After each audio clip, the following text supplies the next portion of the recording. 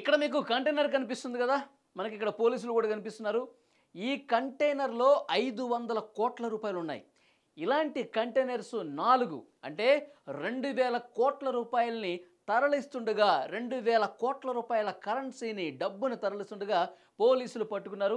ఇక్కడ మీకు స్క్రీన్ మీద చూస్తున్నాం, పోలీసులు తనిఖీలు చేస్తున్నటువంటి విజువల్ కూడా ఇక్కడ మనకు కనిపిస్తుంది. సో మరొక విజువల్ కూడా మీకు చూపిస్తే ప్రయత్నం చేస్తాను. ఇక్కడ చూసారా, అనంతపురం జిల్లా పామిడి దగ్గర పోలీసులకి సమాచారం వచ్చింది, డబ్బును తరలిస్తున్నారు. ఇప్పుడు ఎలక్షన్స్ మూమెంట్ కదా, ఎలక్షన్స్ టైంలో ఎవరైనా డబ్బులు ఇట్లా తరలించేసి జనాలకి పంచిపెట్టే కార్యక్రమం చేస్తారు. సో పోలీసులకి ప్రాథమికంగా ఒక సమాచారం వచ్చింది, డబ్బులు తరలిపోతున్నాయి ఈ రూట్లో అని. సో వెంటనే పోలీసులు అక్కడికి భారీగా చేరుకున్నారు, కంటైనర్ని ఆపారు. అనుమానంగా ఉన్నటువంటి ప్రతి కంటైనర్ను కూడా తనిఖీ చేశారు. వీళ్ళకి అందిన సమాచారం కరెక్టే అనిపించింది.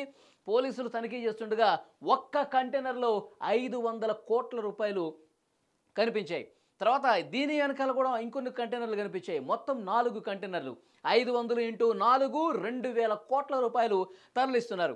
అయితే అనంతపురం జిల్లా పామిడి దగ్గర కంటైనర్స్ను ఆపి తనిఖీ చేసిన క్రమంలో వాళ్ళు చూపించినటువంటి రికార్డ్స్ ఏంటంటే, ఆర్బీఐ నుంచి అంటే కొచ్చి, కేరళ రాష్ట్రం కొచ్చి నుంచి హైదరాబాద్కి, ఇక్కడ ఆర్బీఐకి, అక్కడ ఆర్బీఐ నుంచి ఇక్కడ ఆర్బీఐకి 2000 కోట్ల రూపాయలు తరలిస్తున్నట్టుగా ఆ రికార్డ్స్ కనిపించాయి. సో ప్రస్తుతం ఎలక్షన్స్ జరుగుతున్నాయి కాబట్టి ఇది నిజమా కాదా నిర్ధారణ జరగాల్సినటువంటి అవసరం ఉంది. కాబట్టి ఎన్నికల నియమావళి ప్రకారం, ఎన్నికల నిబంధనల ప్రకారం అక్కడ ఫ్లయింగ్ స్క్వాడ్ని ఇన్ఫర్మేషన్ ఇచ్చారు. తర్వాత ఐటీ అధికారులకు ఇన్ఫర్మేషన్ ఇచ్చారు. జిల్లా కలెక్టర్ కూడా సమాచారం అందించి వాళ్ళందరి సమక్షంలో ఇక్కడ తనిఖీలు జరుగుతున్నాయి. మనం చూసాం. సో డెఫినెట్గా పోలీసులకి ఏ చిన్న అనుమానం ఉన్నా, ఏ వాహనంలో డబ్బులు తరలిస్తున్నట్టుగా ఇన్ఫర్మేషన్ ఉన్నా సరే దాన్ని తనిఖీ చేసే క్రమంలో భారీగా డబ్బు పట్టుబడ్డ పరిస్థితి ఉంటే కనుక డెఫినెట్గా ఎన్నికల నియమావళి ప్రకారం, నిబంధనల ప్రకారం ఆయా విభాగాలన్నింటినీ పిలుస్తారు. ఐటీ ఆఫీసర్స్ని పిలుస్తారు, దాని తర్వాత ఫ్లయింగ్ స్క్వాడ్ని పిలుస్తారు, స్థానిక పోలీసులు, దాంతోపాటు జిల్లా కలెక్టర్ సమక్షంలో పూర్తిగా తనిఖీ చేస్తే వాళ్ళకి తెలిసింది ఏంటంటే ఆర్బీఐ నుంచి హైదరాబాద్ ఆర్బీఐకి ఈ డబ్బుని తరలిస్తున్నట్టుగా ఆ రికార్డ్స్ని కనిపించింది. ముఖ్యంగా ఆ రికార్డ్స్లో ఉన్న సమాచారం కరెక్టా కాదని చెప్పి మళ్ళీ కొచ్చి ఆర్బీఐ కూడా వాళ్ళు సంప్రదించి అక్కడ ఇన్ఫర్మేషన్ తీసుకుని ఇది హైదరాబాద్ ఆర్బీఐకే వెళుతుందా లేదా అని చెప్పి పూర్తిగా కనుక్కుని ఆ తర్వాత విడిచిపెట్టినట్టుగా మనకి సమాచారం వస్తుంది. సో డెఫినెట్గా 2000 కోట్ల రూపాయలకు సంబంధించిన డబ్బు తరలిపోతుందని చెప్పి, ముఖ్యంగా ఆర్బీఐ టు ఆర్బీఐ అనేది ఇది డెఫినెట్గా రిజర్వ్ బ్యాంక్ ఆఫ్ ఇండియా నియమాల ప్రకారం వాళ్ళు ఏ విధంగా డబ్బులు తరలిస్తారో మనందరికి తెలిసిన విషయమే. ముఖ్యంగా ఎలక్షన్స్ కాబట్టి ఈ సమాచారం ఎవరో పోలీసుల్ని తప్పుదో పట్టించే దాంట్లో భాగంగా పోలీసులకు ఇచ్చినట్టుగా తెలుస్తుంది. అయినప్పటికీ కూడా డబ్బులు తరలి వెళ్తున్నాయి కాబట్టి భారీ మొత్తంలో వాళ్ళు నిబంధనల ప్రకారం నడుచుకోవాల్సినటువంటి అవసరం ఉంది. కాబట్టి పోలీసులు ఇక్కడ మనం చూస్తున్నాము, భారీగా పోలీసులు ఉన్నారు, ఐటీ ఆఫీసర్స్ ఉన్నారు, ఫ్లయింగ్ స్క్వాడ్ అందరూ ఉన్నారు, తర్వాత మీడియా పర్సన్స్ కూడా ఉన్నారు. అందరి సమక్షంలో విచారణ చేసి అక్కడ ఉన్నటువంటి డాక్యుమెంట్స్, రికార్డ్స్ పరిశీలించి ఇది కరెక్టే అని చెప్పి నిర్ధారించుకున్న తర్వాత ఆ వెహికల్ని ఫ్రీ మూవ్మెంట్ ఇచ్చినట్టుగా కనిపిస్తుంది. ఇప్పుడు హైదరాబాద్కు ఆ వెహికల్స్ బయలుదేరినట్టుగా తెలుస్తుంది. సో దీన్ని బట్టి మనకు అర్థమవుతుంది, పోలీసులు క్షుణ్ణంగా పరిశీలిస్తున్నారు.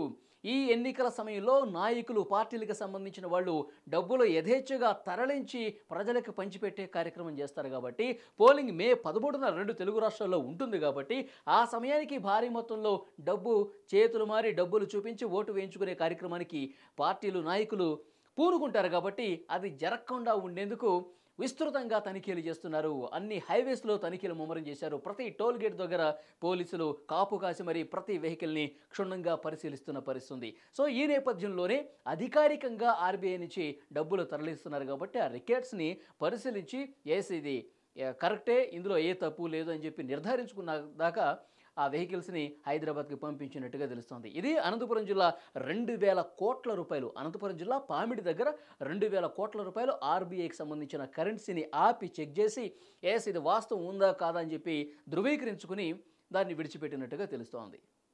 ఈరోజు పామిడి మండలంలోని గదిరాంపల్లి విలేజ్ దగ్గరలో ఉన్నటువంటి నేషనల్ హైవేలో మన ఎలక్షన్ కోడ్ అమల్లో ఉన్నందున వెహికల్స్ చెక్ చేస్తూ ఉండగా మనకు 4 కంటైనర్లు వరుసగా రావడం జరిగింది.